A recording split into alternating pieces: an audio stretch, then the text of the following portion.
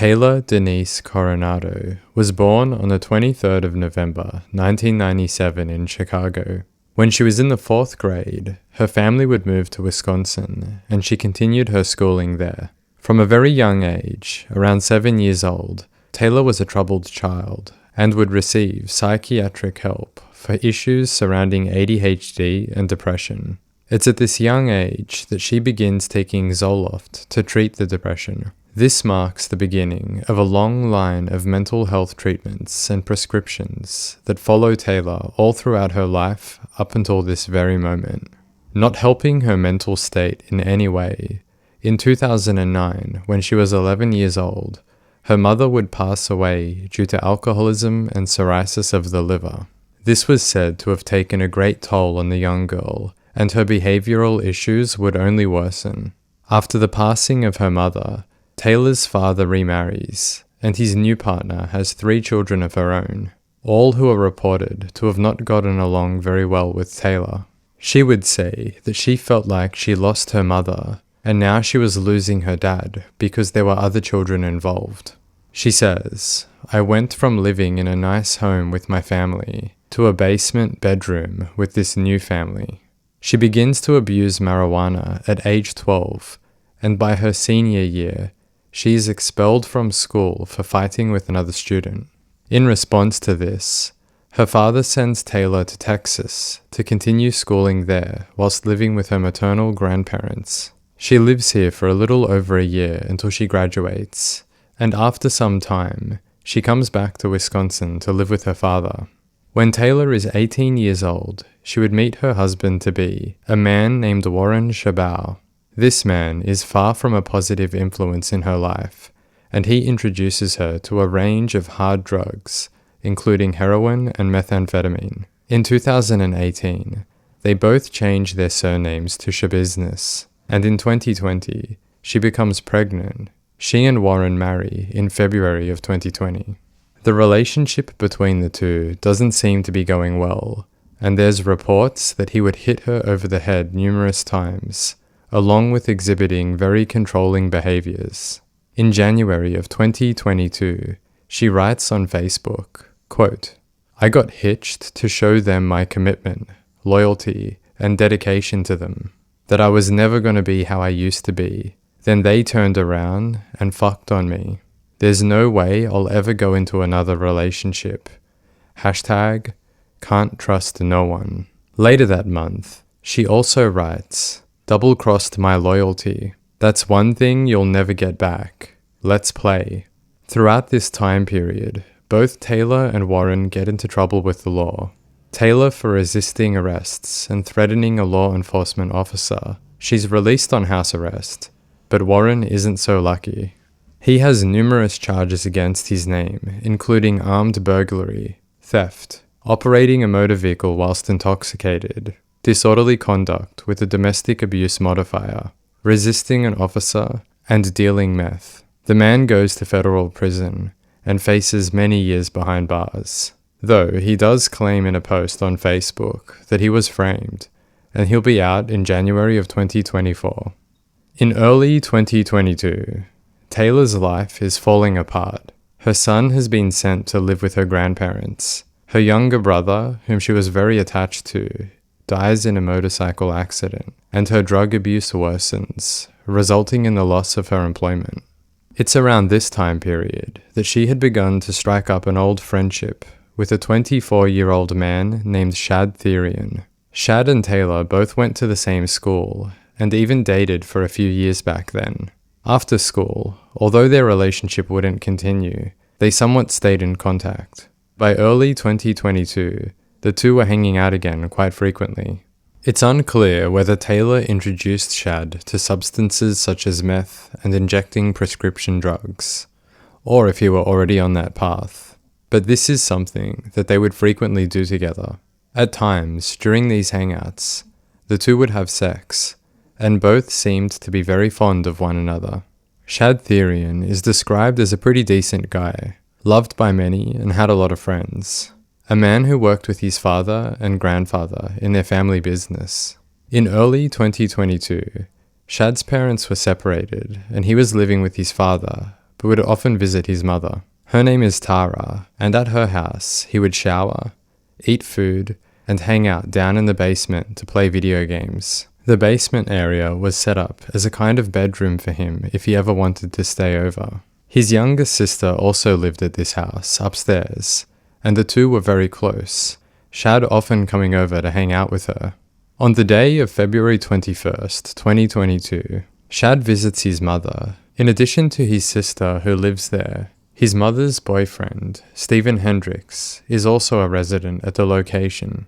On this day, Tara, Stephen, and Shad go out for lunch, and everything seems pretty normal. When they return to the house, they recall that Taylor had driven around to pick up Shad so that he could go hang out with her. She's driving her roommate's gold minivan and has another friend in the car with her, a guy called AJ.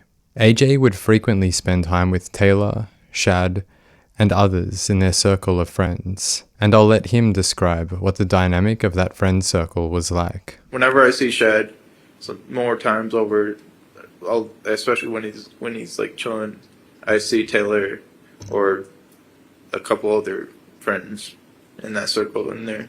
Okay. They were pretty cool people. Sure.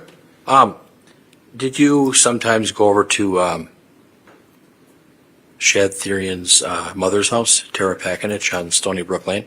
Yeah, the year that I moved out, I visited a couple times, at least a handful of times. Okay. Would you go over there to maybe eat or play video games and watch TV? We wouldn't do a whole lot, but I just came. Typically, I was like the runt that would just be chilling with the whole pack, basically, of dogs that we're chilling with. You know what I'm saying? So you just kind of hang out with the group? Yeah, just hanging out with the group. Yes, okay. Basically. All right. So. On this night, February 21st, AJ called Taylor asking to hang out. She agrees, and before they had picked up Shad, he meets Taylor at her apartment. When I got there, we were just chilling, chopping it up, like how we always do. And basically, I was like, Taylor was asking like, do you wanna hang out with Shad? She was asking me like for consent to hang out with Shad, to bring him over, and I was like, yeah, that's fine, that's cool. Chopping it up, what does that mean? Oh, it's just like kicking it, talking about whatever, just small talk or anything. Just kind of having conversation. Did you meet up with Shad that night? Yes, I did. And where were you sort of hanging out with Shad then? We picked him up, went back to the apartments, and was just chopping it up. Driving in the gold minivan, AJ and Taylor cruise around to pick up Shad. They all go back to Taylor's apartment to hang out and smoke some weed. Is it a pretty good chill atmosphere? Yeah, it was a good vibe. No major issues or anything that stick out to you? I never saw one thing that night. Kind of Shad was acting normal? Yes, he was. Taylor was acting normal? Yes. And you said this was about 10 o'clock, 10:30 at night? This was when I went to the apartment, like around that time frame. At some point in the night, AJ decides that it's time to go home, and he leaves the apartment where Shad and Taylor continue to hang out. It's at this point, Taylor and Shad begin using meth and injecting some prescription drugs. Once they're done, they decide to drive to Shad's mother's house to continue the night there. It's around 1 a.m. when they arrive. Shad rings the doorbell 6 to 7 times in quick succession, which is his usual calling card. This lets the residents know that it's him at the door. Stephen, Tara's boyfriend, lets them in, and the two go straight downstairs to the basement, while Stephen goes back up to his room where Tara is sleeping. He jumps into bed and falls asleep as well. As the night transitions to morning, people in the house begin waking up. Stephen and Tara have an argument about something, and Stephen leaves the house to go drinking. This is around 9:30 a.m., and he doesn't return home until later that day. Tara also mentions that she leaves the house for a brief period of time during that day, and her daughter was out attending a wedding. None of them check to see whether Shad and Taylor are still downstairs, and no one goes down to the basement for the entirety of the day on the 22nd. Despite this, though, Tara claims that she could see Taylor's gold minivan parked out on the street, so she suspected her son and his friend must be downstairs in the basement sleeping.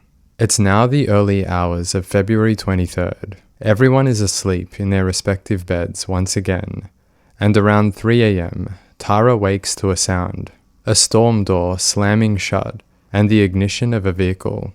She assumes that likely Taylor and possibly Shad had left the house. She looks out the window and can't see Taylor's gold minivan anymore, so she decides to go downstairs to see if Shad was still there. When she gets down to the basement, nothing seems out of the ordinary, and no one is down there.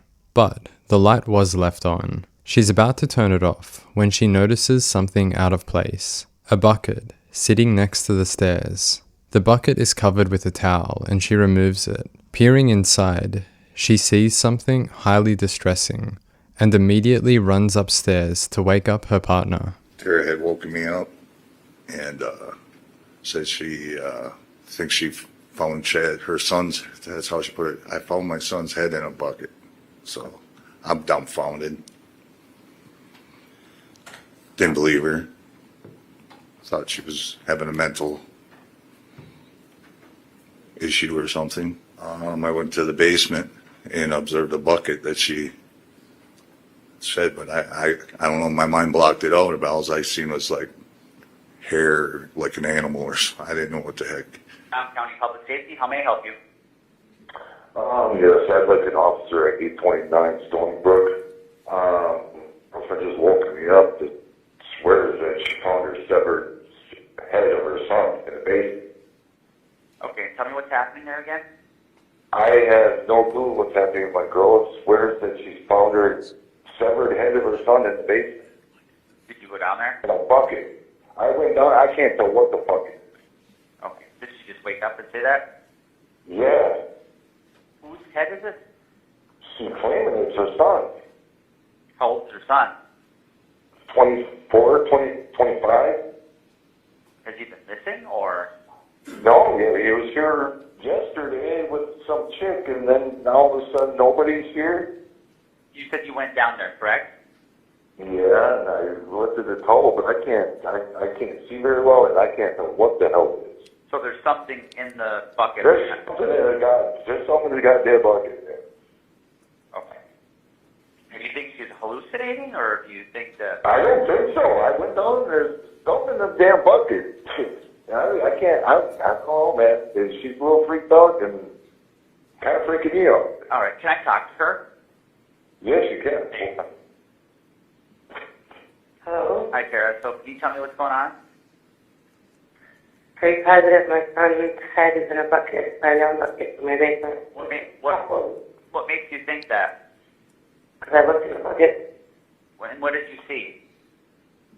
exactly what I told you. Okay, where's the rest of the body at? No idea. Okay. When's the last time you saw your son? He was here a couple hours, then he left with Taylor. And they had some days with Taylor, Who's that? girl, Taylor Coronado. I assume they slept all day yesterday, so I haven't seen him since Monday night, physically. I thought they were sleeping all day, and then I heard my door and heard minivan start, and I went downstairs and I went to the bathroom. The lights were out in the basement. So I went and turned them off, and I looked around and no one was there. So then when I turned around to come back upstairs, there was a 5-gallon bucket with a towel over it. And I'm like, oh great, that's why they're down here all day yesterday. They're pissing in a bucket. And I looked, and that is not what was in that bucket. All right, ma'am. I have officers that are headed over to your house right now. Okay. Head over. I guess just stay away from it. I mean, you're sure it couldn't be like a fake head or something? I'm not touching it. I'm not looking at it again. Okay. All right, ma'am. Just go ahead and wait for the officers, okay? Okay. All right. Thank you. The initial call came out that the complainant's girlfriend found her son's severed head in a bucket in the basement. And did you arrive at the Stony Brook Lane residence? Yes, I did. But were any other officers with you in that initial time period? Officer Plonky arrived at the same time as I did. I made contact with the two individuals inside the residence. They were, I believe, a Stephen Hendricks and a Tara Pakinich.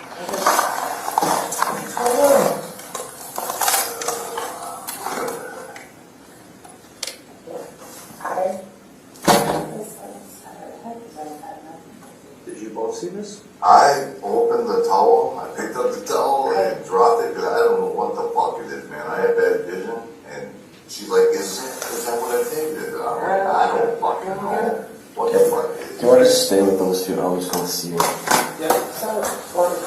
Where's it at? Oh, right there. Look right, there's a bucket with a towel on it. We were directed to the basement where the bucket was located. Officer Plonky remained upstairs just to keep an eye on the rest of the house. I went downstairs. At the bottom of the stairs to the right, there was a green bucket with a shower towel on top of it, just to verify we had an actual head in the bucket. Lifted the towel off, and there was, in fact, a human severed head in the bucket. I had Officer Plonky come downstairs and just verify we had, in fact, found a human head in the bucket. And then we started to notify a supervisor and then ask for additional units. 96 thing, so we're going to need more units here.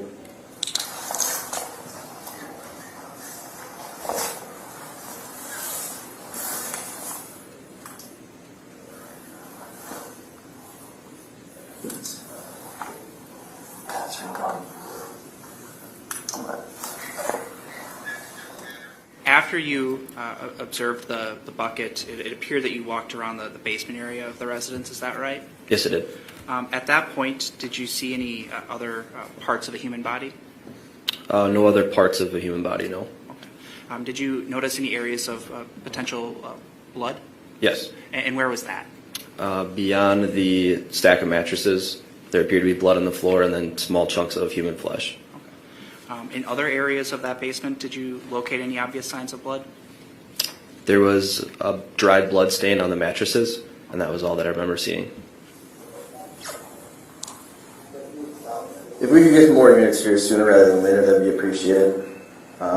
We've got quite a bit of blood down here. I want to clear this rest of this house. We've got 2 people in the house for sure. Did you locate any areas of suspected blood or other related material? Yes, there were red spots on the concrete floor that was consistent with blood. And also, I was advised by another officer that there was a piece that would appear to be a bone fragment or fatty tissue on a drain on a stand-up shower in the basement. I glanced around the basement, yes. You didn't see anybody down there, correct? Nobody else down there, no. Then at some point you went back up the stairs, is that fair? Correct. Information provided by Tara leads police to learn that Shad was with Taylor down in the basement. They quickly locate her address, and around 4 a.m., a group of officers arrive at her apartment. They immediately notice the gold minivan that she was reported to have been driving, and it's parked in front of the building. So myself and a couple of officers walked up towards the van. As we approached the van, we looked inside the windows just to see if there was anything, any people inside of it or any, we knew at that point they hadn't found the body of the victim yet. So we were seeing if there was a body in the van or anything that would stick out as being obvious associated with the crime. As we were stepping next to the van, we were also looking on the ground for footprints leading from the van. I happened to be on the passenger side. I did not see any footprints in the snow. Then, while we were standing next to the van doors unlocked. We heard them unlock. Hey, who did that?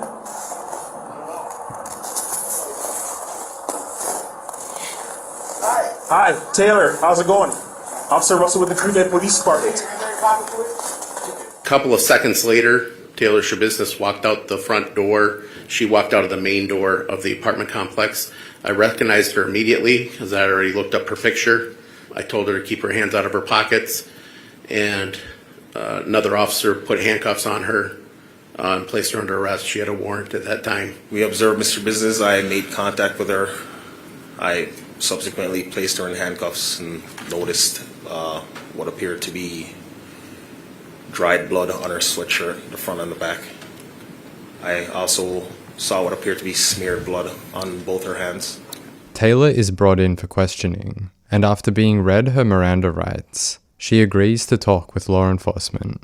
Due to suspected blood being found all over her, and visible wounds that seem to have been caused by a blade across her hands, Taylor's clothes are removed and taken for evidence. She is provided temporary clothing to wear during the interview. The detectives need to locate the rest of Shad's body, and they will be asking Taylor a lot of questions regarding this. I would say that at this point of the video, I should put a warning in. Descriptions of what occurred in the basement are very intense, disturbing, and graphic. I'd advise you skip ahead a little past this interview if you feel as though hearing these sort of details could be upsetting for you. Well, they found a kind of disturbing stuff at the house there. Oh, really? Yeah. Yeah. A lot of blood. Basically Shad's head. Yeah, it's pretty fucked up. Mm-hmm. And then, so we know you were there at one point Yeah. with Shad. They found part of Shad at his house, his mom's house. Found his head. Where's the rest of his body? It's there, inside his house. It is in the house? It's inside his house. Okay. Can you tell me what happened? It's a good question, because I blacked out during that time. Do you think the body is still there? I don't see why not. Unless it's just up and moved. But she could have, you know.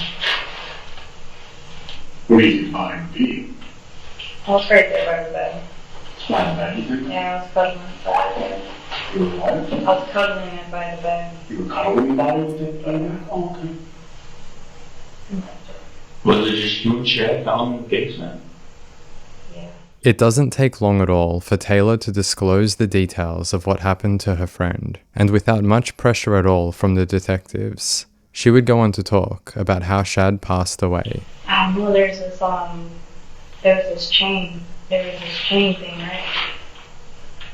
And then, yeah, like I was playing around with it. Okay. And like we were smoking the bitch, right? Okay. And then, here comes the chain, right? And then he put it around his neck. Well, we were like playing around and shit, and then, I don't know, I was tugging on it, and then, You say you're smoking a bitch. What would that be? Ice. Ice? Ice. It was weird. I was riding him like a donkey, okay? And then, like, I think so. I think that's what was happening. I was pulling, and then, like, I don't know. Were you two being intimate, having sex? It was getting there. It was getting there. Okay. So would this be considered foreplay? Yeah, it was. And then, I don't know. And then, I just didn't stop. I don't know why. I didn't stop. You guys have done something like this in the past? Not like that. Do you use manual strangulation during sex at all? Mm. Is Shad like that? A manual strangulation? Yes. He likes strangulation? I don't know. You know what I'm Yes, talking about? he does. Yeah. And you do too, or just him? Both of us. Have you done it before? Yeah, with him? yeah, he does. He likes it. So when did you realize that Shad was not alive anymore?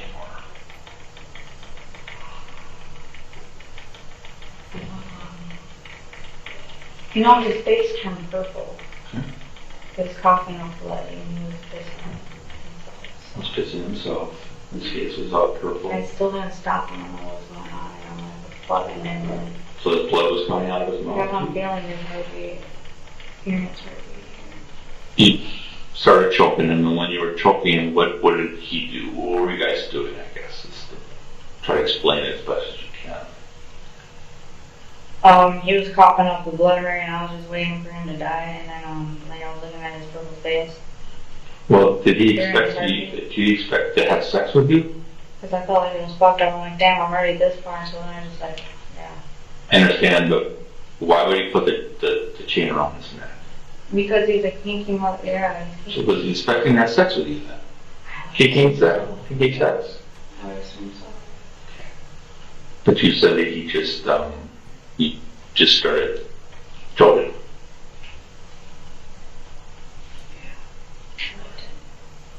How long did it take it for him to die?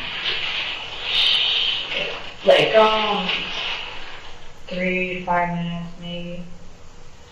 But, I don't know. I have no idea.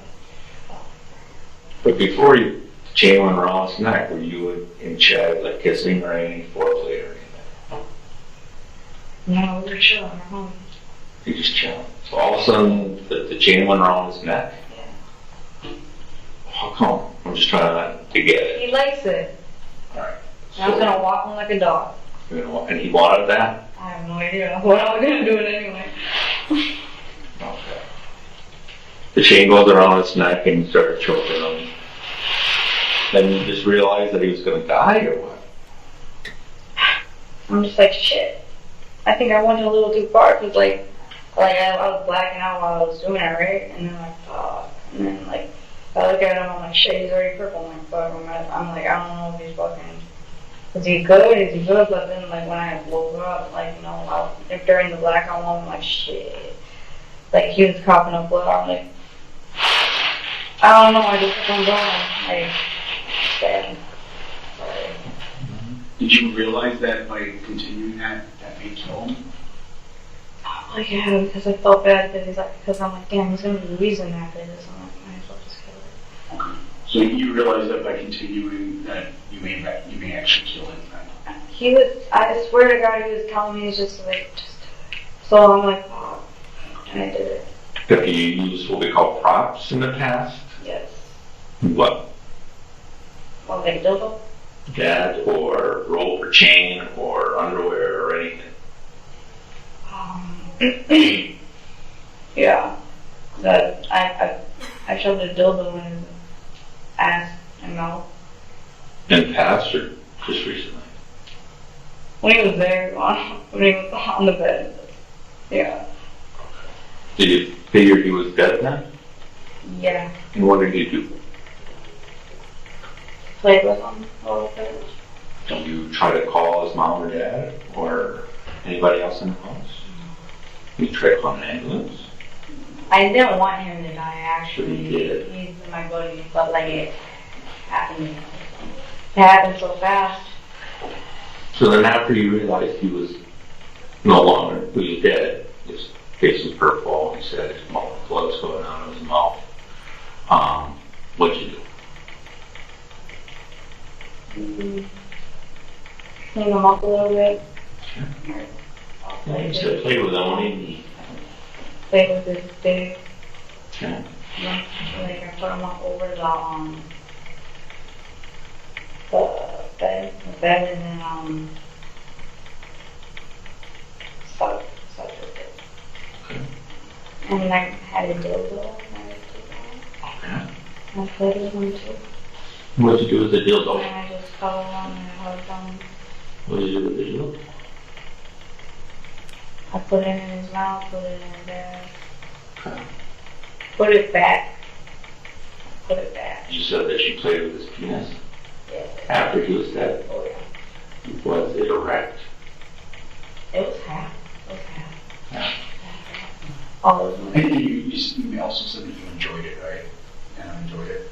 Oh yeah. All right. What'd you enjoy about that?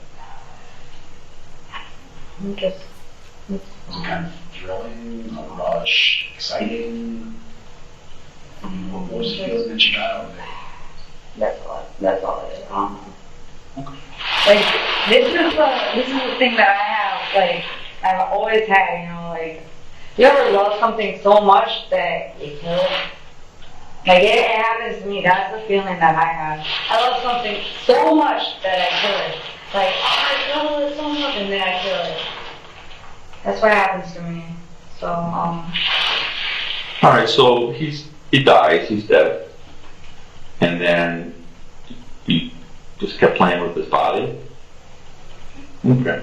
How long did you play with his body, you think? gotta be like,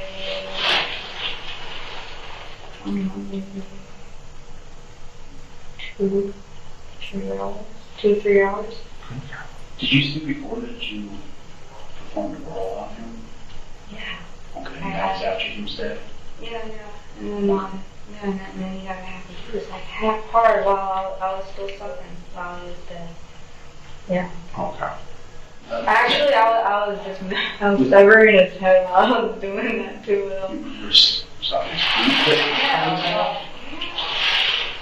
Well, I drained his head. Well, like, after I sucked his blood, I put it in the bucket, but then there's still blood in this bucket because it's coming out of the head. Should have took the brains and off, but I didn't do that. And then But when did you start, cutting up his body? I don't know, like almost right away. I was sucking and cutting at the same time. But what about the rest of his body parts? Did that take all day? Did you? I was getting pissed off at the dismemberment process, actually. Did it take a while? It took a while. Yeah, because like I was nodding out. So I guess you're kind of slipping, kind of nodding in and out. Have you taken any other drugs? I should have took drugs. I probably would have helped, but I didn't. I can't believe I let that go. Where'd you do the body? The body's there. So were you going to take the head somewhere? I like that. You liked it? One of the first things that she did say was that she did like the head, and that it was her intent to take the head as well as the genitalia that was in a bucket with her. That's why she specifically placed those items in the bucket. But she did mention that she had left the bucket by the stairs. And I don't know if she intentionally wanted to do that, but there was talk that it was her intent to take the head and the genitalia with her also. So you dismembered the body too? Yeah. And what did you do with the body parts? They're in the house. Somewhere? They're like, Basement, upstairs, downstairs? Absolutely in the basement. I was going to bring them. And then, I know I forgot the head. I wanted the head. Did you bring anything with you? Yeah, it's in the van. What? It's in the van. It's, what is it? A foot, maybe. I think it's a foot. A foot in the van? A leg, maybe. I don't know. I'm like, I'm going to bring it all. And then I'm like, man, this is messy. So then I just left it. I got lazy. Okay. I got lazy, and that's what I did. So I'm like, how did you dismember his body? nice. With what? Knives. Knives? Just more than one knife? Where'd you get those from? Kitchen. You weren't sharp? No. It was alright. Bread knife works good. Bread knife? A bread knife works good, yeah. Really? I had to use what I used, so like, yeah. I got lazy last night, so. Where would these knives be now? They're in with all the organs and all the body parts. And where was that? In the black bag. It's in the black bag In the basement? It's in the basement. They're all in the basement. I never got the basement. I just went up the stairs. Did you get hurt at all? I see, you had the cut on your thumb. How do you think you got that? Oh, that was dismemberment. That was dismemberment. That was a lot. Yeah, I got lazy in that process right now. So I didn't mean for all this to happen, and I'm like, I fucked up. I know I fucked up. I'm like, shit. Yeah, I'm sorry. That's what happened. You killed them. Didn't mean for that to happen. You didn't mean to kill him? But you didn't try to help him? No, I didn't. No. It works both ways. Like, I have no idea. Like, You was gonna gotta die. be put into chain. Right, you was gonna die, so. I mean, I didn't, but at the same time, I woke up like, fuck, that's bad. I didn't know what to do, cause like, he was gonna be like, fuck, I didn't know. You know what I mean? Cause like, I don't know. But you liked it? I liked it.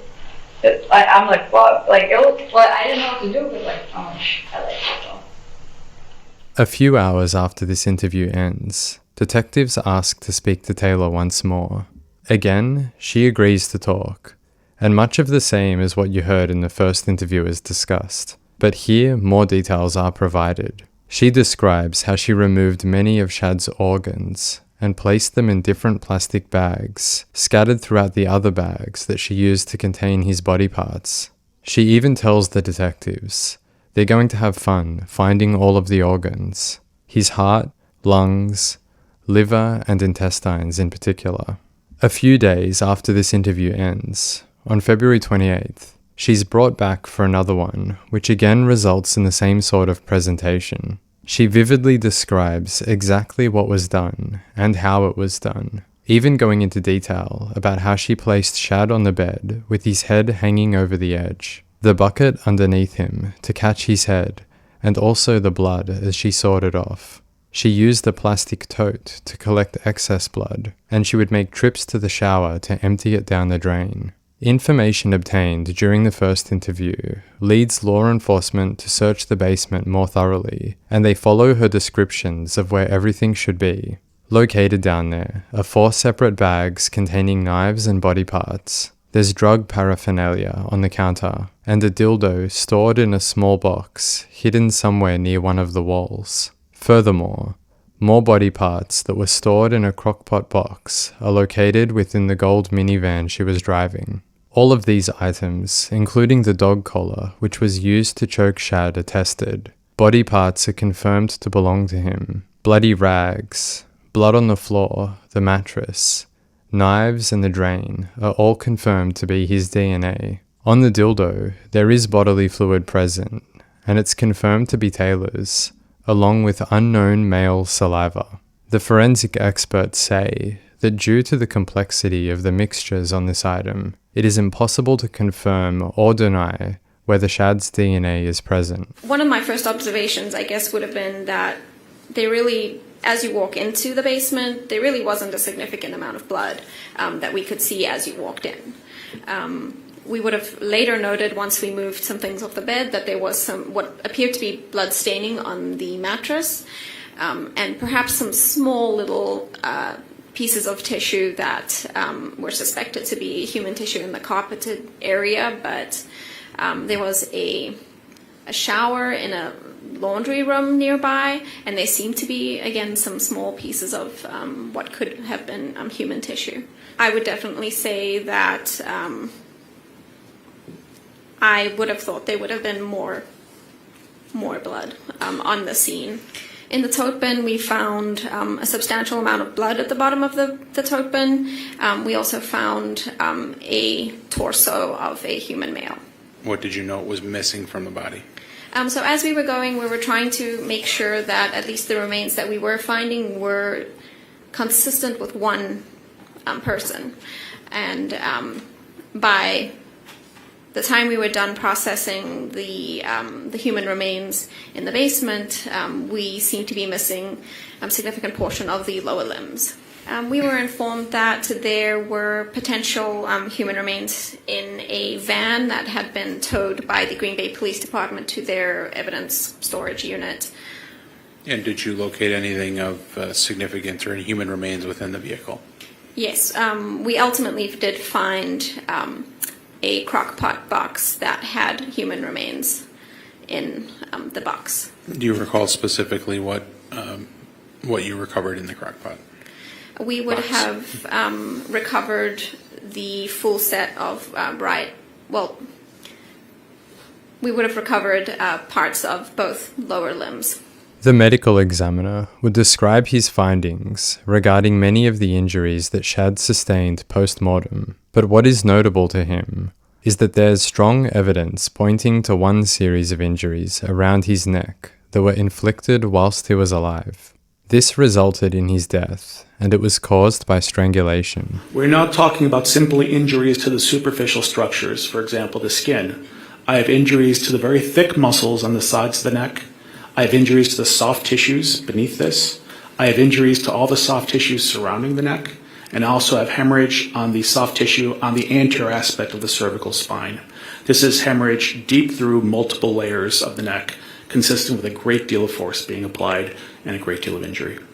Have you had cases where people overdose on methamphetamine? Yes, I have. Resulting in death? Yes, I have. How do you know that that didn't happen in this particular case? I know that that did not happen in this particular case because of the extent of hemorrhaging that's present within the decedent's neck and head. In other words, these are antemortem injuries when he still had circulation. In other words, he was still able to bleed. So as a result, I have bruising and contusions of the neck muscles. I have deep hemorrhages of the soft tissues all the way down to the cervical spine. And I have numerous blown hemorrhages of the eyes and oral mucosa and facial skin. To have these, you have to have circulation. You have to have blood pressure. Without it, you'll not get these injuries. You can strangle or stab or punch or hit a dead body as much as you want. But without circulation and without that blood pressure, you're not going to get this kind of hemorrhage. I don't think I will ask you to describe every injury that's denoted on this particular diagram, as we would be here a while, but could you describe generally what is depicted? This is a front and back view of the decedent's body, where I'm attempting to show the points of dismemberment, as well as points of sharp force injury that are present. In particular, in this case, we have the head has been decapitated at the level of the lower neck. The back has been largely flayed and defleshed. In other words, the skin of the back has been removed. Also, the muscles of the back have been removed so that we have exposed rib cage and spine. The torso, so extending from about the neck to the groin, has been bisected or cut in half at the level of the lumbar vertebra or the vertebra of the lower spine, so that we have access to the inside of the torso, both the pelvis and the upper aspect of the chest and abdomen. We have attempted amputations at the level of the right shoulder and right elbow. We have numerous cuts and stab wounds of the extremities. When we get to the abdomen and thighs, we have areas of skin removal where flaps of skin have been removed. Where we get to the right thigh, all of the soft tissue has been removed, so we're down to the bone. In other words, all we have is exposed femur for the length of the femur. When we get to the lower extremities, the left lower extremity has been amputated to the level of the knee. The kneecap or patella was recovered separately. We have another amputation from the knee to the level of the ankle, and the left foot was recovered from within the left chest cavity, placed within there. It is my medical opinion that this would be quite a few hours. We have decapitation, we have dismemberment, we have transection of the torso. Subsequently, internally, the body has been eviscerated. In other words, we have entered inside the body through various cuts, both at the abdomen and between the ribs, where the victim's organs have been removed, largely one by one. We have castration of the decedent. The decedent has been castrated as well. We have cutting or sawing through chop mark injuries of the bones. It is my medical opinion that this would have taken quite a great deal of time. Taylor goes to trial, charged with first-degree intentional homicide, mutilating a corpse, and third-degree sexual assault. She pleads not guilty by reason of mental defect. During trial, much of what you've seen presented in this video is used as the state's evidence, but there is another piece that's brought up which hasn't been discussed yet, that being Taylor's internet search history in the weeks leading up to Shad's murder. She had a number of searches related to Jeffrey Dahmer, the serial killer, and many more regarding satanic rituals and the occult. As this evidence makes its appearance, the defense would take great issue with the situation unfolding and adamantly do not want the jury to hear about such details. Did you note any searches related to Jeffrey Dahmer? Yes. Was there one? Was there more than one? How many? 24 total searches, such things like Jeffrey Dahmer, Jeff Boyardee, Jeffrey Dahmer's butt, Jeffrey Dahmer walking into court all sexy. We all know that Jeffrey Dahmer was the worst serial killer in Wisconsin history. There are a lot of negative memories and thoughts and commentary. The state is trying to link my client with Jeffrey Dahmer by offering these exhibits, references to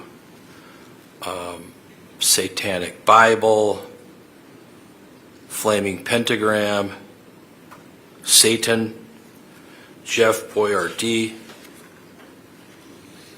Jeffrey Dahmer, cadaver definition, Jeffrey Dahmer's butt, Jeffrey Dahmer walking in all sexy in court. But I would argue that this information is highly prejudicial, and any probative value is substantially outweighed by the danger of unfair prejudice. I believe, and I would argue on behalf of my client, that if this information comes in, she's going to be painted in the worst light possible with probably, maybe, the worst killer in human history. And I don't believe that that is fair, but the court has to make that call.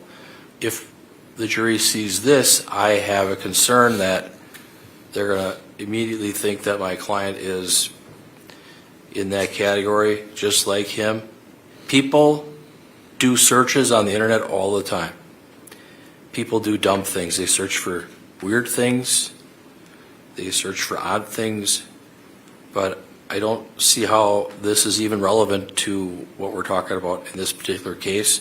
So I'd ask that you consider a motion for mistrial because this information has already come in. Thank you very much. Mr. Lizzie.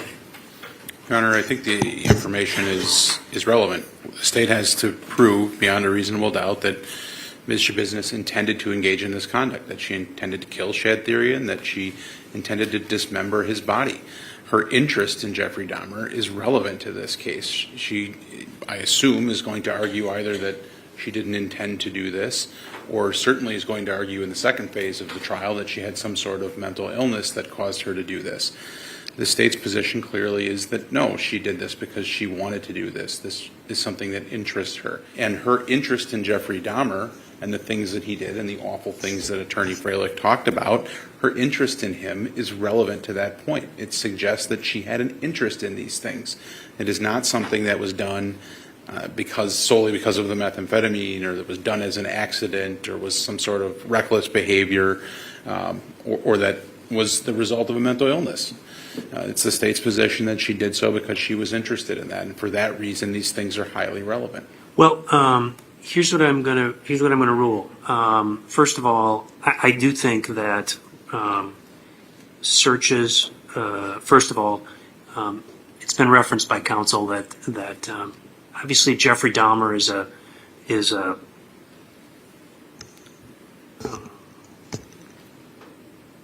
unusual figure in the history of this state, and certainly the acts perpetrated by him were difficult for the community to comprehend, and he's again a very unusual figure, and I think the public has a general sense of what that individual is about because he received a great deal of publicity.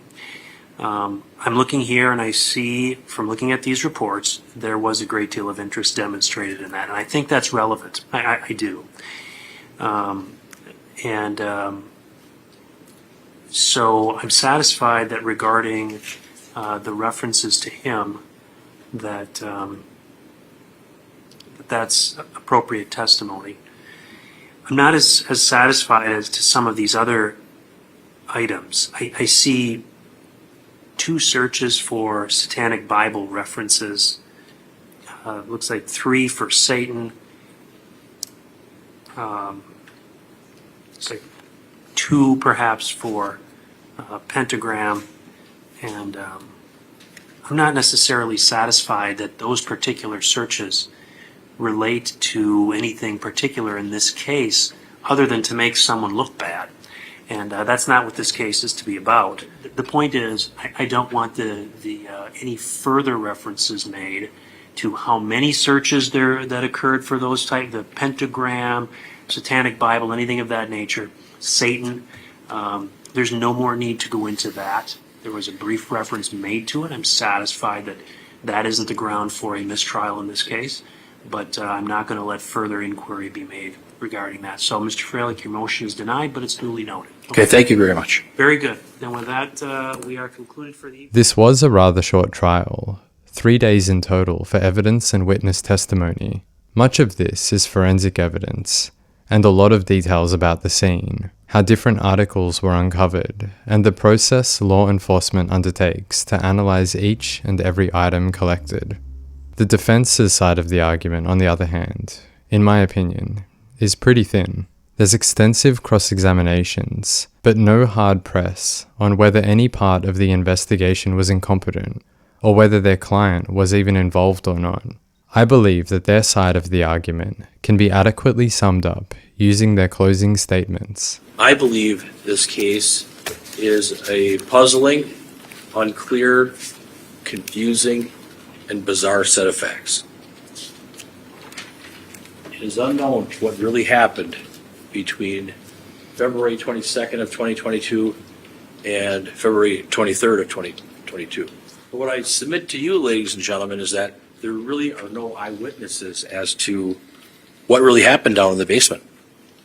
There is no Taylor Schabusiness there, no other people there, and so that'll be something that you'll have to consider and think about. I would submit that she indicated that she did not have sex. She did not have penis to vagina intercourse with Shad and Thyrion. She indicated that she came to the residence and they went downstairs, and within 5 minutes they got to it, whatever that means. No clothes came off, no kissing. She said that she allegedly put the dildo into Mr. Thyrion's backside, his butt area, his anal area.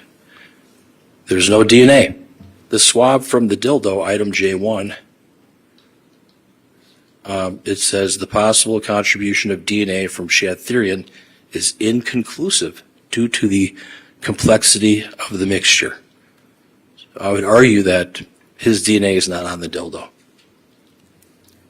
So I would argue that even though the state is charging out third-degree sexual assault, there is no shred of evidence to support that particular charge. We have a situation here where Taylor did do some searches about Jeffrey Dahmer. I would submit that that's a ruse, that doesn't necessarily mean anything, and that people search the internet for all kinds of things on the internet, and that it's for shock value. So that shouldn't really play any part in this case. I would ask that you discount that and set that aside. I would argue that it's not a clear case here. Was this an accidental death? Did Taylor Schabusiness kill Shad Thyrion? Was there intent to kill Shad Thyrion? Did Taylor Schabusiness have the mental purpose to kill Shad Thyrion? Different theories, different things for you to think about. You are all like analysts, and you have to assess and decipher the facts. The facts here are very complicated, confusing, unclear. 2 different locations, no eyewitnesses. What someone says when they're hopped up on meth, on drugs. The state wants you to look into Taylor Schabusiness's mind to find out what her intent was. And that's a difficult task. Did she have a clear mind on February 22nd of 2022 as to what was really going on?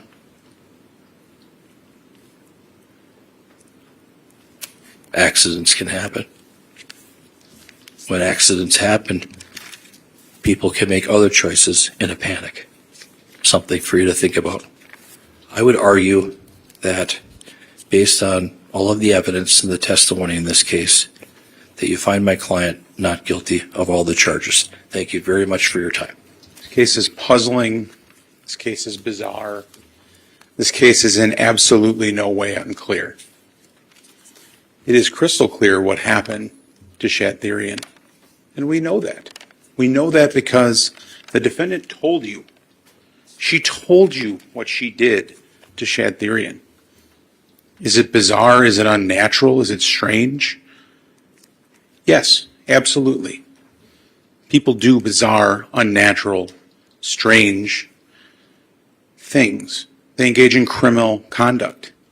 People kill other people and they dismember them. That's what Taylor Schabusiness did. And we know exactly what she did because the words from her mouth told you with specificity what she did. And in fact, she was asked whether or not she liked it, and she confirmed that she liked it. She was asked whether she was sexually aroused by killing him, and she said she was.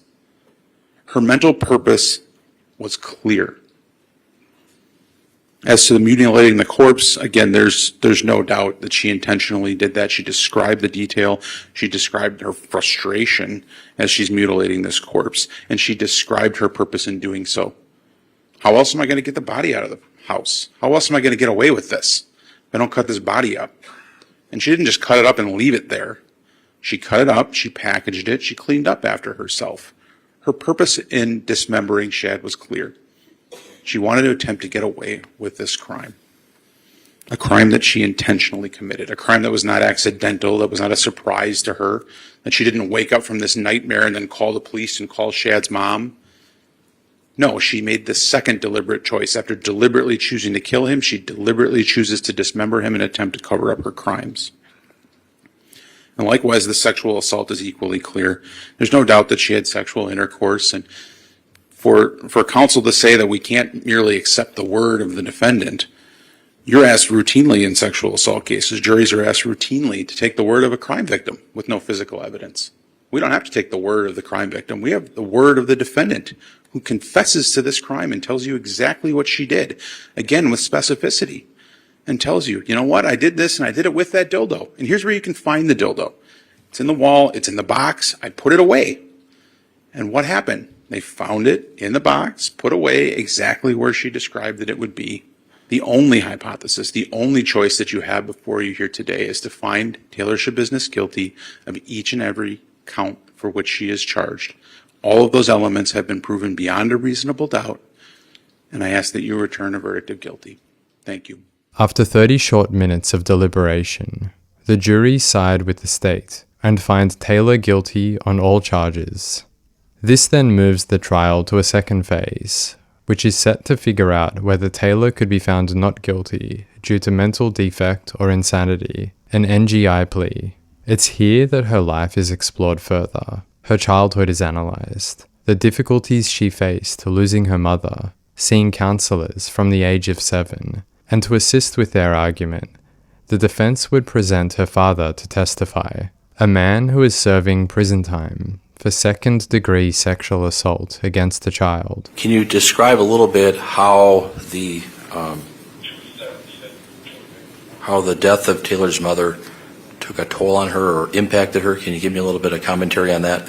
They were pretty young. I mean, obviously, her mom's not around anymore, and Marla was ill, so just I guess they kind of knew what was going on, but it was unexpected. We watched the movie the night before and fell asleep, and I woke up and my wife was already cold, already passed. You found her? She's laying next to me. Okay. And what about the kids? What about Taylor? Did she see her mom in that state? They did not see. No, I did not allow that. Okay. But were the kids in the house? They were upstairs in their bedrooms. Okay. Was she ever experiencing any hallucinations or anything like that? Yeah. Can you tell me about that? Just know that she wasn't in the right frame of mind. Kind of see things. She'd like to walk around, and we take a walk, cemetery, just right down the street. But she just needed, just to kind of get out and walk around, and I guess ease her mind. Did you have concerns about her from a physical or mental standpoint? Always. Okay. Always. All right. Thank you. Nothing further. I appreciate that. Do you know anything about her employment history as an adult? Sure. And had she held jobs in the past? Oh, yeah. Do you know where she worked? She worked for Saputo. She worked a couple of years, Saputo, 3.5 years probably. And is that relatively recently? Prior to her arrest, of course. Yeah, right. Prior to. Yeah, and she was doing really well there too until her boyfriend/husband got out of jail. I turned everything upside down. Okay. In part because of the methamphetamine use, right? Yep. So Taylor was doing pretty well, and then she started using the drugs. Yeah. No further questions. Pretty bad drug too. Anything on that, Mr. Freilich? What was the drug? Meth, heroin, whatever else. I don't know. Marijuana? I don't know. The kid was already doing that shit before, and just a fucking loser, and he got my daughter involved in that shit. Okay. Thank you, sir. Psychologists are presented by both the defense and the state to talk about their opinions regarding Taylor's mental health, both leading up to, during the incident, and since her arrest. As one would expect from a battle of the minds, using a courtroom as their ring, both sides have come to very different conclusions. The defense say that she suffers from a bipolar 1 diagnosis, yet the state find that most of Taylor's self-reported symptoms are exaggerated and non-genuine. To start out, I'll show you a little bit of what the defense psychologist had to say regarding Taylor's behavior throughout one of her stints in prison prior to this event. They noted she had suicidal ideation, bizarre, self-injurious behaviors, many conduct reports. She was nonverbal and isolative in her cell at times. She smeared and drew on her cell walls with feces and menstrual blood. She was naked at times. She had hallucinations, intense anger at times.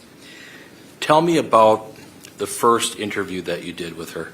She remained nonverbal the entire time when I attempted to interview her, and she suddenly ran to the corner of the room, picked up a plastic chair, and threw it at me.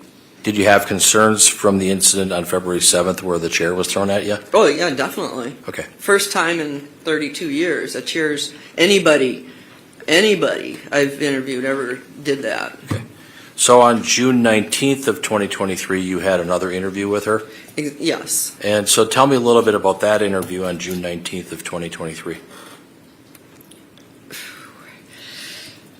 I was only with her for 2 hours. She had a great deal of trouble, difficulty with paying attention and concentrating. My impression of her at that 2-hour interview was she was psychotic. She had visual, auditory, hearing, visual hallucinations, auditory hallucinations. She was delusional. She was paranoid. She was verbal, but my impression was that she was really trying to answer my questions. But her thinking was very, what we call disorganized, very delusional. She was actively hallucinating, hearing things, a train, a loud train whistle, that she screaming, which she told me she hears in the courtroom too. So after 2 hours, that was it. She was so, in my impression was that she was so distressed. I didn't want to continue the interview. Then I felt I would be inflicting more harm on her if I continued the interview. When she presents herself, do you have comments about that? Yes, my comments about that are that it's very unusual, what we call presentation. How is she looking? How does she talk? How does she interact? Everything. What's going on in her mind and whatnot. And it's really, really unusual. And I searched my own 32-year memory bank here, and it's exceptionally unusual. She's been described as smirky. Smirky. She has inappropriate, her grinning, weird grinning when she's talking about the crimes. People have interpreted it to be like laughing at what she did. At times, in the jail, with evaluators, with me, at times, briefly, it's very strange. Other times looking, I can mimic it, very scowly. A lot of people interpret it superficially to be grinning. Grinning at all, but getting a kick out of everything. Not me. Based on my experience and training, that's a psychotic person right there. That's what's causing this really weird, bizarre. And I'm telling you, to me, it's off the scale. 32 years, I've seen a lot of psychotic people, bipolar, psychotic, manic, and I just haven't seen very many like this. Very exceptional, very exceptional. Had other doctors who evaluated the defendant shared concerns that you reported about the possibility of feigning or embellishing symptoms? Yes, the validity skills for that instrument suggested she was grossly exaggerating psychiatric symptoms in a manner that would be extreme and inconsistent, even for a patient with legitimate schizophrenia. And did you note whether or not Dr. Lighton performed any such psychological testing to determine the validity of the symptoms that she was observing from Ms. Schabusiness? I found no mention of any type of instrument for symptom validity within her report. Was that surprising to you? I would say yes, in general, but especially specifically given that those psychotic symptoms really seem to be the crux of her opinion regarding the issues of both competency and criminal responsibility, and especially in light of prior testing data that cast significant doubt over the legitimacy of those symptoms. So under those circumstances, it would be extremely unusual for an examiner to not administer testing. In your field, there are tools that can be used to help determine if somebody is accurately providing you information, right? Yes. One of those is the MMPI. Yes. And those, have you used those before? Oh, yeah. And they're helpful for you to know if a patient is providing you accurate information. But. I'm sorry. Yes, but you have to take that. It's one part of the clinical evaluation, but you got to evaluate it with other information to decide if it's an accurate test result. Sure. But you need that information to then know if it's accurate, right? You need what information? You need to perform the test. You don't have to perform. I don't have to perform fancy 500, 300. I don't have to do that. That's not a requirement. Psychiatrists don't do psychological testing. So sometimes I might do it, but I've done many evaluations without that when I have enough other information that you're not required. There's nothing that says you're a psychologist, you got to do MMPI. No, you don't have to do that. Now, did you administer testing of Ms. Schabusiness when you met with her? I was prepared to administer testing upon entering the evaluation, although her clinical presentation suggested such testing would not be necessary to reach an opinion regarding her adjudicative competency. Can you explain that maybe just in a little more layman's details? Yes, and so to the extent that the defendant would have presented similarly as she did with Dr. Lighton, for instance, presenting herself as very distracted by hallucinations, unable to supply linear or coherent responses, then I would have administered psychological testing to see where the validity lied with such symptoms. Although she did not portray those symptoms and with relative ease was able to discuss her legal situation in a rational manner, so the validity of symptoms became a moot point. The results of that testing would have had no influence on my opinion regarding competency. Essentially, you didn't need to test the validity of the symptoms because you didn't see the symptoms. Correct. What testing did you administer? It was the MMPI-3. What is the MMPI-3? It's a very well-established psychological instrument dating back to the 1940s, very well researched and respected. So this test can provide indication of different types of psychopathology or different types of mental illness. It also contains a number of validity indices to help psychologists understand the response style of the test taker. What that means is that built into the test are several items that when they're all combined at the end, they'll indicate if a person is answering questions in a forthright manner, if they're minimizing their symptoms, or potentially if they're exaggerating their symptoms. And what I found with these elevated indices indicating the exaggerated descriptions of mental illness, unusual descriptions of mental illness, is that the information that was being reported to me needed to be interpreted with caution. Ms. Schabusiness's self-report could not be taken at face value. But in your report, again, Exhibit 6, I think you quote, psychological testing by other evaluators found signs of possible malingering or intentional faking of mental disorder symptoms.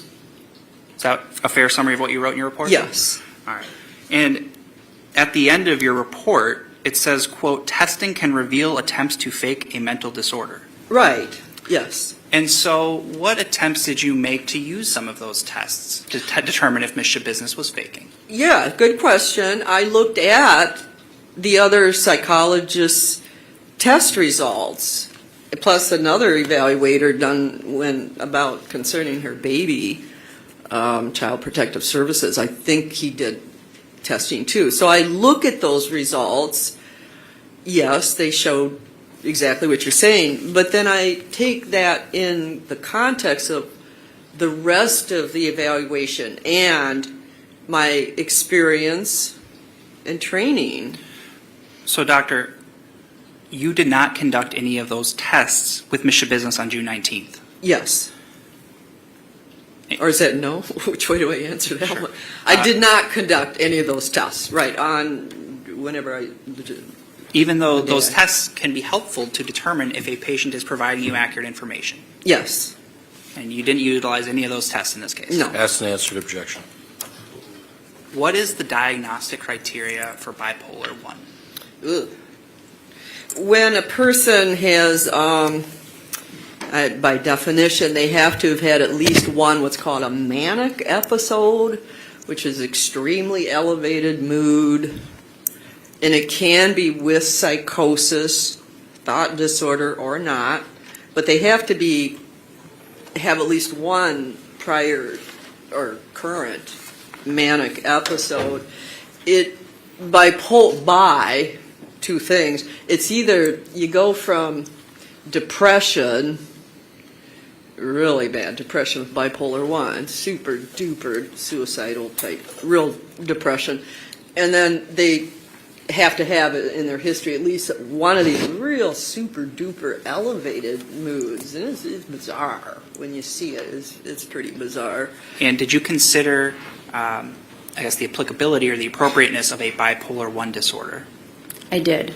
And what was your conclusion with respect to that propriety of that diagnosis? After considering the diagnosis of bipolar 1 disorder, I did rule it out because I am aware that being intoxicated or having a methamphetamine-induced psychosis can look virtually similar or indistinguishable from a manic episode with psychosis. I'm not aware of a time ever that Ms. Schabusiness displayed psychotic symptoms or elevated mood outside of the methamphetamine use. And I guess you are aware, though, that bipolar 1 diagnosis was applied to Ms. Schabusiness in April of 2021. Yes. Are you aware, though, that there was concerns about recent methamphetamine use around that same time? Yes, I believe that she tested positive for several drugs, including methamphetamine at that time. So that's why that's not a diagnosis you are willing to give to Ms. Schabusiness. Objection leading. Just clarifying the testimony. And it says, quote, she, and that refers to Ms. Schabusiness, questioned the bipolar diagnosis, hypothesizing that her symptoms were attributable to methamphetamine abuse, explaining that prior to admission, she had been administering the drug intravenously up to 9 times per day for 5 to 8 months prior to her admission. Did I read that right? Yes. Yes, a concern I had with that diagnosis is that for one to be diagnosed with bipolar disorder, it's specifically within the diagnostic criteria for that condition that the symptoms cannot occur exclusively in the course of substance intoxication.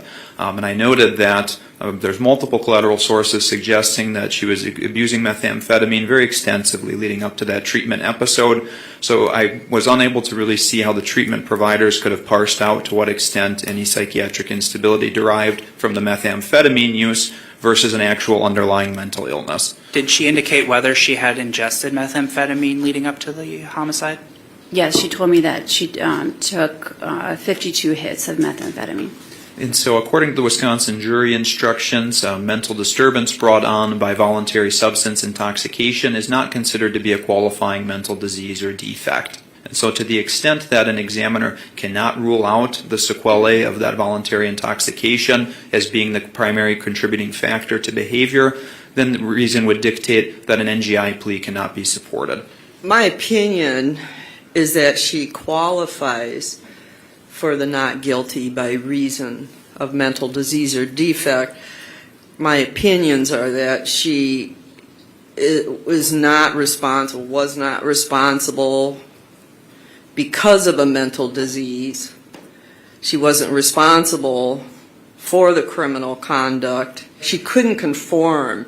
She lacked volitional control. She couldn't conform her conduct to the requirements of law. She was lacking in her ability to control herself. The volitional control both was lacking. That's my opinion. What it all boils down to, and what the jury must ponder, is whether Taylor is suffering from a genuine mental illness, or is she abusing far too much meth and exaggerating those mental illnesses. Once more, the jury would not side with the defense and find her responsible and guilty. During the sentencing phase of the trial, this is what the judge had to say. Okay, thank you. So, Ms. Schabusiness, this is your opportunity to address me if there's anything on your mind you'd like to say before I pass sentence. No, there isn't. Okay. Very good. Well then, in this case, when I consider the defendant's character, I can say that over the course of this case, I've learned a great deal about you, Ms. Schabusiness. You were loved by your mother and your father and your brother. And unfortunately, your mother passed away when you were 12, your brother passed away in a vehicle accident, and your dad's incarcerated. But I'm confident that all three of them probably still love you very much. I'm cognizant of the fact that she began using drugs at a very young age. Marijuana at age 12, cocaine at around 18, and methamphetamine at around 18 as well. And we've heard a lot of testimony about drug usage. I don't have any doubt that that has an impact on how people conduct their lives and behave from moment to moment. Fact of the matter is, when I watched the interview with law enforcement shortly after these events, I observed someone who was lucid, understanding what was going on, was tracking what was being asked of her, answers were tracking, everything seemed to be together at that moment. Right then and there, she seemed to be very lucid in what she was doing. But I don't doubt that there's a long history of drug use, serious drug use. Methamphetamine is a plague in this community, and it seeped into this case as well. And it's something that we have to constantly fight against. It's not a battle that the system wins often, but we're making some headway. And every little step we take is perhaps one life that can be saved as a result of that drug coming into this community. But it's a big problem, and it is in this case. I was a little bit put off by a statement that I read in the pre-sentence investigation report, frankly, from her father. He said on page 17 of that report, "I feel like the system could have helped Taylor and kind of failed her as well." And I reflected on that because it's difficult to understand who people refer to when they say the system fails people. Because you know what? It's not the job of the system to raise people's children. The system tries to do that. The system is not perfect. Like our fight against methamphetamine is not perfect, but we carry the fight on. People in our community get into the system, be that the court system or the system dealing with child protection. Really, I think what they're referring to, I don't know, but it seems to be the government. The government needs to come in and do more to take care of people who have gone astray. And I'm not sure that that's the case. Nonetheless, attempts are made. Attempts are being made in this courthouse every day. And to suggest that somehow it's the system that failed. It always surprises me a little bit when people come into court. They're coming in an orange jumpsuit and chains to suggest that it's the system that's failed my daughter. There's a certain irony in that. There really is. And it disturbed me when I read that piece. It all starts, frankly, at somebody's home and what they have to offer to their children. And so anyways, I reflect on that.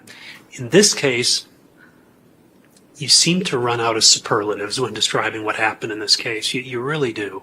The list of superlatives don't seem to measure up to what you see and what you hear about, and what we heard about in the trial. This crime offends human decency, it offends human dignity, and it offends the human community. It really does. When someone loses their life needlessly, it's tragic. It really is. When life is taken from a person in the fashion that it was in this case, where the victim's remains are cut up and packaged in containers, it's difficult to identify a human nature in those activities. It really is. It's very troubling. The community we exist in is the human community, as I've reflected on, and these actions are foreign to all of that community. And they shock the community beyond the ability to adequately express in words. They really do. And that's the gravity of this offense. That is the gravity of this offense. So the need to protect the public is an important factor the court needs to struggle with as well. And in light of what I've just indicated, I think it's plain that there is a need to protect the public in this case. As I said, this behavior seems so removed from the human community as to be unpredictable. It really is. And in a place where this kind of an offense, kind of actions, kind of a crime is possible, with no advanced warning signs, and absolutely anything's possible then. Where this kind of a thing is possible, absolutely anything is possible. And from that, the public needs protection. They really do. At this time, given all the factors that I have to consider, it's the decision of this court and the judgment of the law that Ms. Schabusiness be sentenced as follows.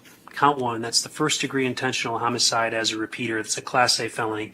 Going to impose life imprisonment without the possibility of extended supervision. I believe that's appropriate in light of the findings that I've already made. It's at this point of the video that I'm finished presenting the happenings of the trial and now speak about my own thoughts on the case. I'm sure, just like many of you watching, I'm in disbelief at what other humans are capable of.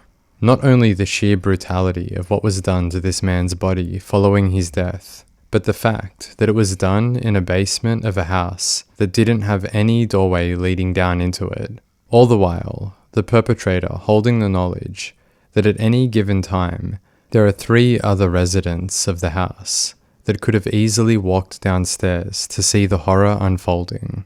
At times, it was even reported that Taylor would come upstairs to use the bathroom, and as we now know, to grab different knives and plastic bags. A lot of strange behaviors seen from individuals can at times be explained away simply as, well, meth makes people do some pretty bizarre things, hey? But I really don't know how far that goes in this one. I'm certain that it most definitely played a part. But underneath the surface, Taylor is an absolute monster capable of horrific things, evident in what happened here. The defense attempted to get all of that Jeffrey Dahmer evidence suppressed based on the idea that it's prejudicial and would put her into the same category of killer as one of the worst in human history. They would argue that she is most definitely not in that category, but I do think otherwise. Look at the facts. She stated numerous times that she enjoyed killing her close friend, her lover. She liked the feeling of his life slipping away from him by her own hand, and as she watched his face turn purple, blood spattering from his coughs, she pulled the chain tighter because she enjoyed how it felt. Then, what does she do after that meth-fueled nightmare of a moment? Does she have clarity? Does she feel a glimmer of remorse that's wiggling its way through the cracks of the meth machine? Absolutely not. She then proceeds to assault him for hours whilst sawing away at his body. This ordeal goes on for over 20 hours, and at the end of this exhausting expedition into madness, she sets aside her friend's head and genitals to take home with her as trophies, because, quote, she really liked those parts of him. It is well documented that serial killers will often take trophies from their victims. Sometimes it's jewelry, clothing, photographs even, but in some cases, they will take parts of the victim's body. That is exactly what is happening here. What we're looking at, if this is her first time doing something like this, is the birth of a serial killer. Think of it like this. Imagine the possibility that she got away with this murder. What next? I believe she would have continued. How easy it would be for her to lure troubled men into her lair with the allure of sex and meth. It wouldn't be hard for her to find another meth addict wandering the streets, and there you go, target acquired. No one is looking for them, no one knows their whereabouts at any given time, and no one is going to notice if they vanish. She would have recreated the rush that she felt on this night, killing again and again and again, until someone stopped her. That's who Taylor Schabusiness is, in my opinion. And I believe it was absolutely valid and appropriate to get that Jeffrey Dahmer evidence into this trial, because Wisconsin came dangerously close to having another horrific serial killer on their hands. The big question here now, is Taylor Schabusiness suffering from a genuine mental disorder, like her defense psychologist claims? Or is it all exaggeration and any form of symptomatology that may reflect something along the lines of bipolar 1 is nothing more than adverse side effects to extreme meth use and desperation? It's a pretty good question. Although, in my opinion, the defense psychologist's argument fell apart in the face of the state's experts, there was one part of her testimony which I did find to be rather interesting, and it didn't get much attention beyond being introduced as an exhibit. This would be Taylor's extensive psychiatric history, starting from the age of 7. I'll go over some of it now.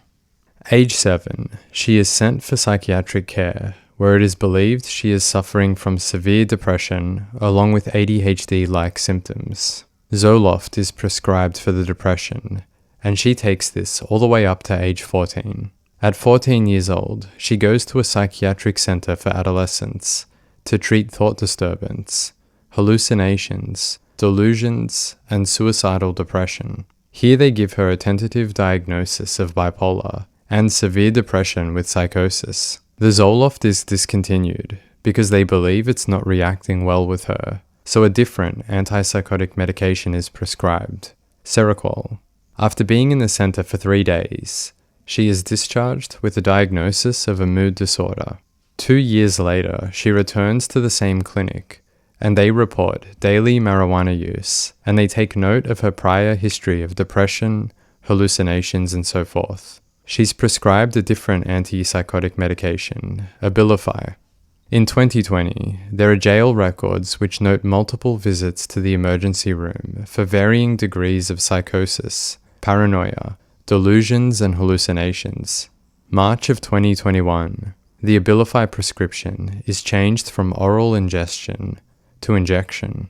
All through the period of 2020, up to a few months before the murder of Shad, she has multiple records indicating admissions to various psychiatric and emergency rooms, all treating delusions and hallucinations. In the face of this, the state does have a fantastic point that from the age of, say, 17, when her serious meth use began, it is difficult to diagnose any sort of illness due to the drug use. But I did find myself wondering what sort of mental battles she faced before the meth was introduced, and what sort of effects all of this medication and non-prescription drug use had on her. Those thoughts by no means are me trying to find a way to excuse her behavior, but I do find it interesting to go over. Far too often in trials, when expert psychologists take the stand, they each have to righteously defend their opinion, which obviously will rest on the side of the argument that's paying them.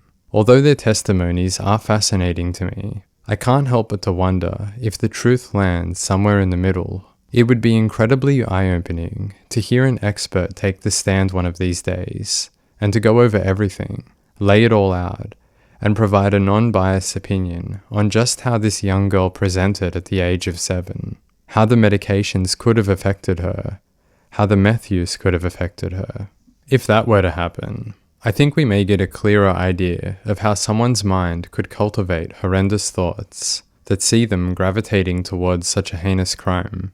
Ultimately, it won't justify horrific actions or bring any victims back, but as I said, it would at the least be refreshing to hear a proper breakdown of the individual's mind who can operate amongst the scene that others would consider to be their worst nightmare. Here's a couple of questions I had. Do surgeons enjoy cutting into human flesh? Do medical examiners get a kick out of dissecting and dismembering? Do farmers take pleasure in killing livestock? In some instances, potentially yes. It's a troubling thought indeed. But it's a genuine question. We have humans that do have to engage in scenarios that might seem impossible for others. So how do they do it? Is it training? Desensitization? What's the path that that person must take to be able to operate? Do they wake up one day able to do it? Or are they born with the ability to not cringe at the sight of blood, or to recoil at the feeling of flesh being sliced? In those examples, these people have a reason for what they do, so it makes sense that they either push through and find a way to manage, or simply can block it out.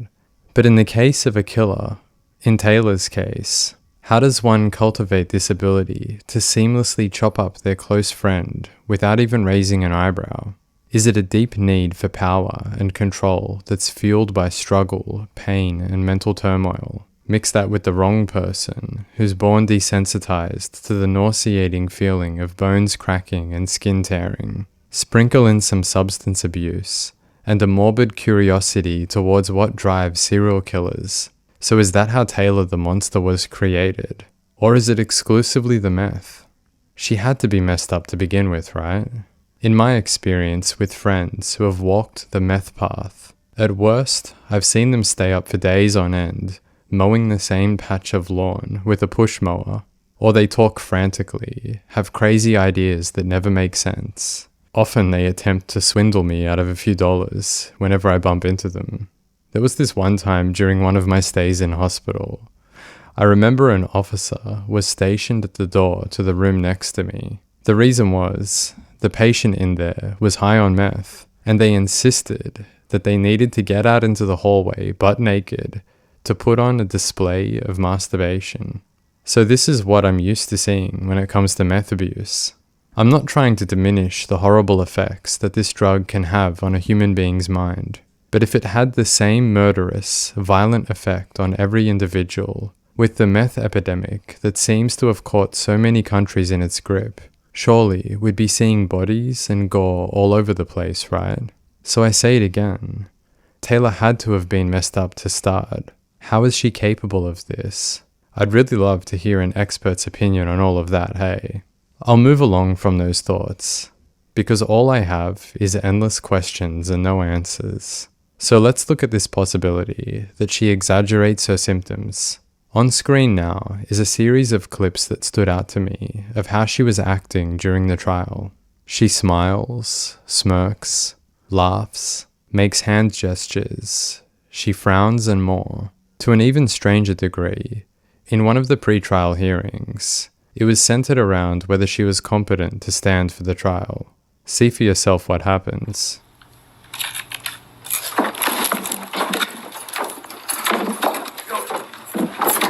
Stop it. Stop it.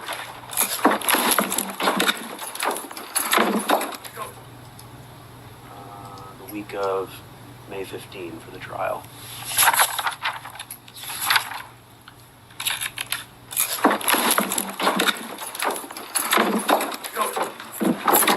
Stop it. Stop it.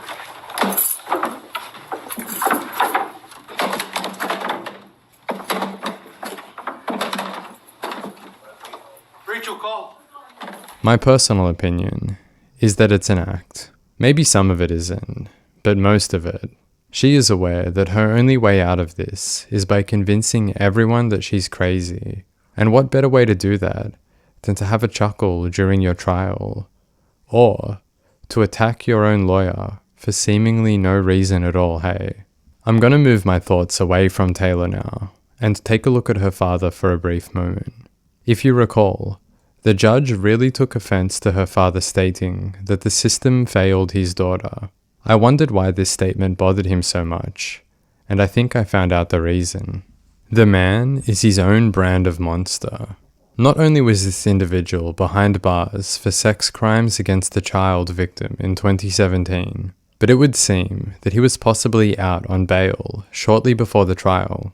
If we look at an arrest document on screen now, a mere 6 days before Taylor's trial begun, he was picked up once more for the exact same charge.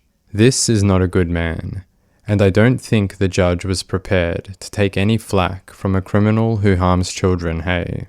With this sort of behavior under her father's belt, and her mother passing away from alcoholism, it truly does make me wonder what sort of childhood Taylor had, and what could have contributed to that severe depression and psychotic behavior being observed when she was only the age of 7. Thinking about Shad now, I can't really find too much info out there about the man. As in many instances where a victim can no longer speak for themselves, we do hear a lot about how loved they were and how great of a person they are believed to be. And in this case, Shad truly did seem like a good kid, maybe rough around the edges, and potentially heading down a pretty nasty path paved with meth and substance abuse. But on the flip side, we have multiple reports that he would always take time out to spend with his family, especially his younger sister. They would crochet together when he came over, and he would take her out for food and things like that. She was devastated to learn of his passing. It pains me to think that he found a companion that he trusted in Taylor, a person who, whether one agrees with their lifestyle choices or not, was in the battle with him, having good times, building a bond with someone he once cared a lot about, only to have all of that brutally severed in a moment where he was most vulnerable. He didn't deserve that. At the end of the trial, there was only one victim impact statement that stood out to me, and that came from his uncle, Kelly Thyrion.